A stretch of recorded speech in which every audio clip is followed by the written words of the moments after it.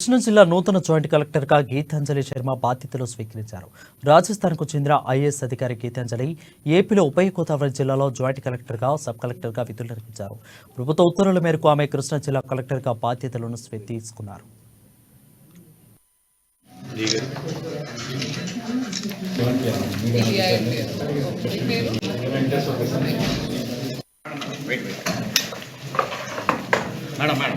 అందరికి నమస్కారం. నా పేరు గీతాంజలి శర్మ.